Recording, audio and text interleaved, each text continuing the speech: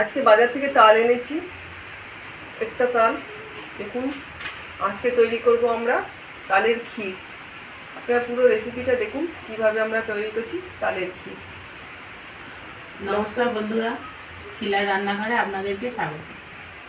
দেখতে থাকুন তাহলে তালের ক্ষীর আমরা কিভাবে তৈরি করি। 3টে জিনিস, তাল, নারকেল আর চিনি দিয়ে আমরা তৈরি করছি আজকে তালের ক্ষীর। তালটা আমরা ছাড়িয়ে নেব।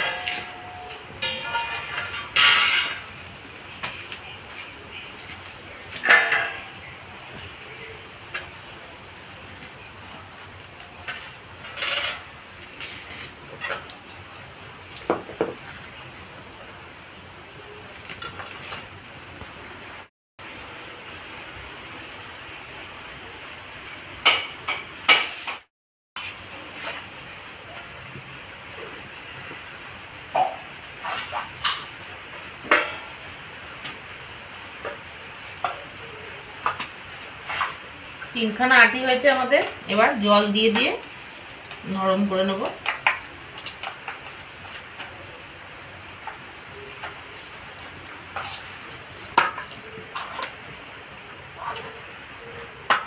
সবগুলো এরকম করে জল দিয়ে দিয়ে একটু নরম করে নেব।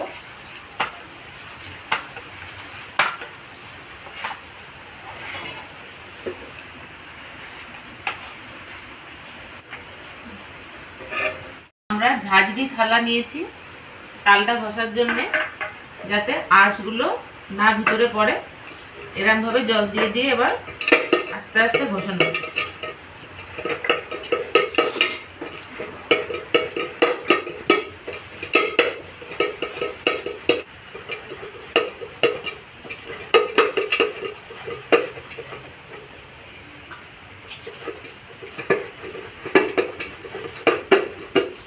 আমরা তালের ক্ষীর বানাবো বলে তালটা গুলে নিচ্ছি।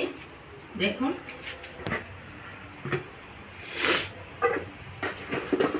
ক্ষীর তৈরি করব বলে নারকেলটা কুড়ে নেব।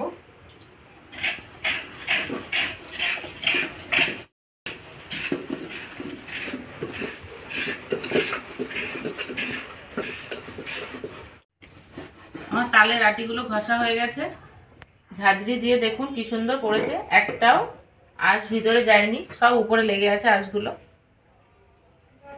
তালের ক্ষীরটা তৈরি করব বলে কড়াটা চাপিয়ে দিচ্ছি। তালের গোলাটা কড়াইয়ের মধ্যে দিয়ে দেবো।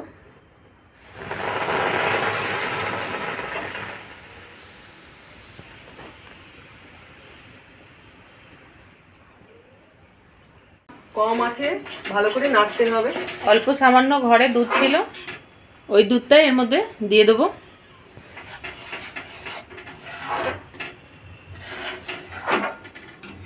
এই তালের ক্ষীরটা রুটি দিয়ে খেতে খুব ভালো লাগে।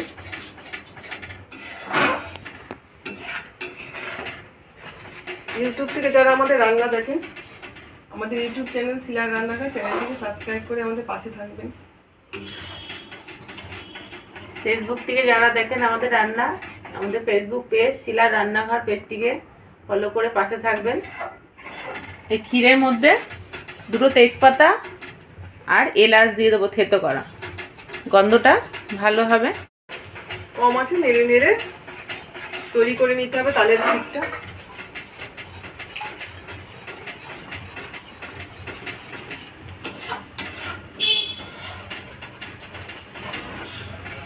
পরিমাণ মতো চিনি দিয়ে দেবো।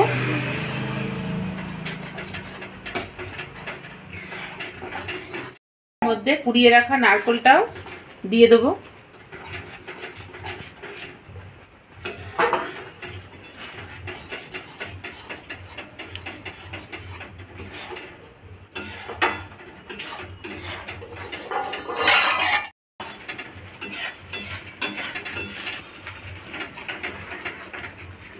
সুন্দর আস্তে আস্তে গ্যাস কমিয়ে দিয়ে নাড়িয়ে তৈরি হয়ে যাচ্ছে আমাদের তালের ক্ষীর বা পায়েস। গন্ধও খুব সুন্দর বেরিয়েছে, আপনাদের গন্ধ তো বোঝাতে পারবো না। আপনার বাড়িতে আমাদের রেসিপিটা দেখে তৈরি করুন তালের ক্ষীর বা পায়েস।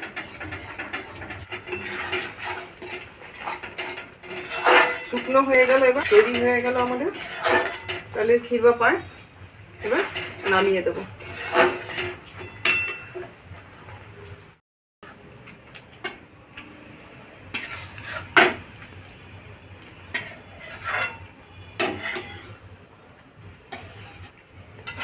তৈরি হয়ে গেল আমাদের তালের ক্ষীর, তালের পায়েস। আপনারা পুরো রেসিপিটা দেখুন কিভাবে আমরা তৈরি করলাম তালের ক্ষীর বা পায়েস। রেসিপিটা দেখে আপনাদের যদি ভালো লাগে লাইক করবেন, কমেন্ট করে জানাবেন, শেয়ার করবেন। আমাদের ইউটিউব চ্যানেল শিলার রান্নাঘর চ্যানেলটিকে সাবস্ক্রাইব করে পাশে থাকবেন। আমাদের ফেসবুক পেজ শিলার রান্নাঘর পেজটিকে ফলো করে পাশে থাকবেন।